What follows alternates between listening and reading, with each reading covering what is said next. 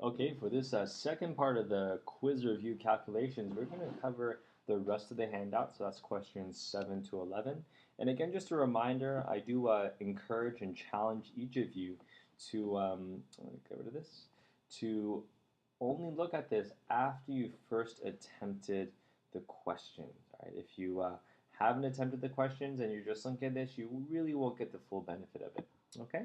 And so I also remind you guys, before we even get into this, that this information is taken from pages 116 to page 119 of your textbook. This is the information that's a little bit newer, so I really encourage you guys to read these pages as well when you're studying. So look at the screencast, but also look at those pages because there is some information in there that I don't cover in as much detail for these questions. Okay, so with that being said, let's continue with this. So we're at question 7. It says, what are alternate terms for input force and output force? Okay, input force, output force. And there are actually two alternate terms for this. I mean, the short form symbol we gave is F in, or the force of the inputs. Output force could be F outs. Okay? But another term that we gave in class was effort force. And this is easy to remember because effort force is how much effort you're putting in to a machine. And the other is load force. Okay? So those three terms, input force, F in, or effort force, those are three of the same terms, three of the terms for the same concepts. Okay? Let's get to question 8. Now, 8 says, calculate the mechanical advantage of a jack if it requires a force of 250 newtons to raise a car by a force of 2,950 newtons. Okay? So it says calculate the mechanical advantage. Now, in order to calculate that, it is F out over F in. Now, it's very important that you get the numbers right in this one. Okay, so the question says, if it requires a force of 250 newtons, so if it needs a certain force, that means you're going to put that force in. That's the input force. Okay? The rest of the question says to raise a car by a force of 2950 newtons, that means that's a resulting force. So the output force, what results, is 2950 down here, and the input force, what it requires, is 250 newtons. Okay? And when we do that, let's get, again, our trusty, don't have that out yet. Let's get our calculator out. So let me pick mine here, calculator. Got 2950 divided by 250, and I get 11.8. Now, for mechanical advantage, please note here, I'm going to put this in red, hopefully you can see this. For mechanical advantage, there's no units, so leave that blank. The reason for this is mechanical advantage is actually a ratio, going back to a little bit of our math.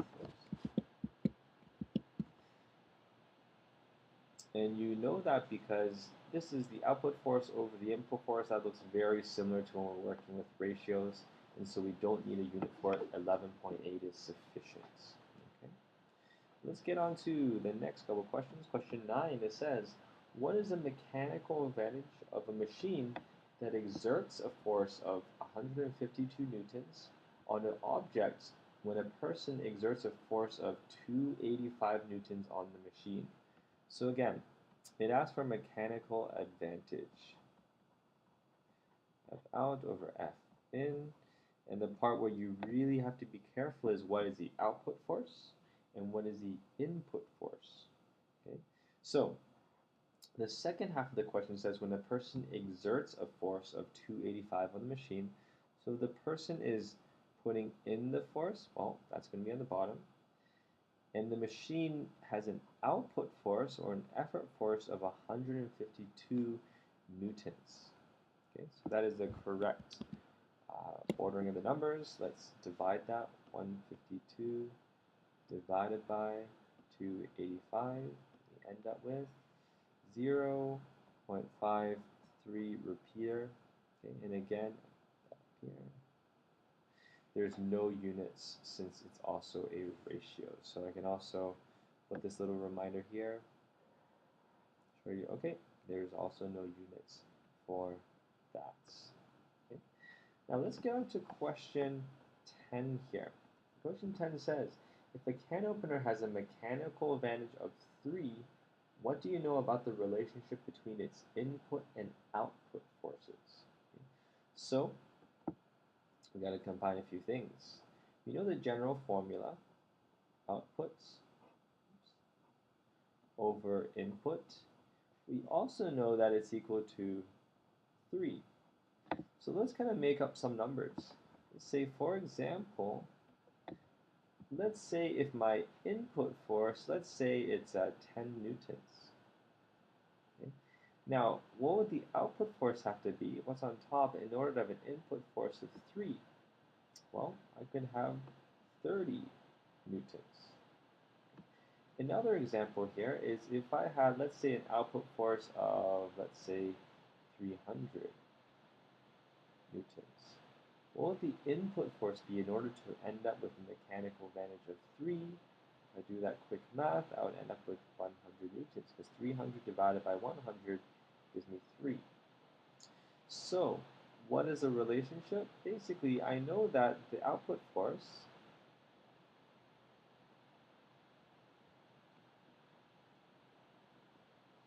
is 3 times the input force. Better T.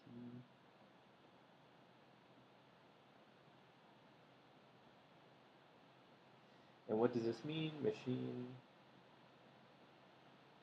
makes life easier.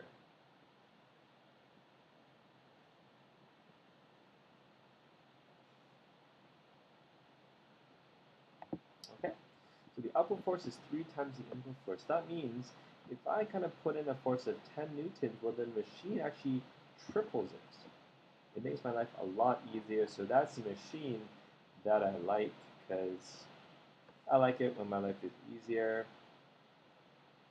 This is a great situation. Machine makes my life easier. Okay. Now let's get on to our final question. It says, C1 page 118 for information about ideal mechanical advantage. So this is a slightly new concept. I haven't gone through it in the previous screencast, so please do look at that page for further details. But the question says, suppose Tyler uses a hammer to pull a nail out, shown in figure 4.27 on page 118. And when you flip to the textbook, you'll see a sketch. Let me kind of do it in gray here. Let's say there's a board here. Okay. There is a hammer here, a nail here, and a hammer that kind of tries to kind of pull out that nail. Okay, and there's Tyler's hand here, right there. So basically what's happening is, if you've seen this kind of diagram before, if you ever tried it, you're basically pulling with your hand here, and what happens is the nail hopefully will come out because of the hammer's action. Okay. So it says, suppose the handle of the hammer, let's say let's use black again. The handle moves, and the question says 22 centimeters. And the nail moves,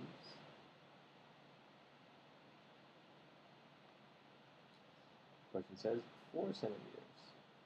You want to find the ideal mechanical advantage, or IMA. Okay, so basically the handle is kind of pulling, your hand's pulling back on the hammer, and the nail hopefully will pop right out. Now the formula for this, and this is new for you guys, this is found in your textbook. It's equal to D in over D out. I want to really draw your attention to this difference here. Okay? For mechanical advantage, it's force out over force in. For ideal mechanical advantage, it's distance in over distance out. Okay? And again, I'm going to put it here as well. See page 118 for this information. It is very important. Okay? Now, let's actually settle the numbers. So what is the input distance? Well, it says that if you're moving the handle by 22 centimeters, that's what you're putting in terms of the distance. Now, what's the results? The nail moves 4 centimeters. So that's the output distance. And you might be wondering, okay, you might be saying here, let me put this in red, but Mr. Fong, what about the units here? I mean, do I need meters? Right? And if you're asking this question, this is good because that means you already are looking for the units. You are aware that I can try and trick you with units. But the answer to this is actually what's up here.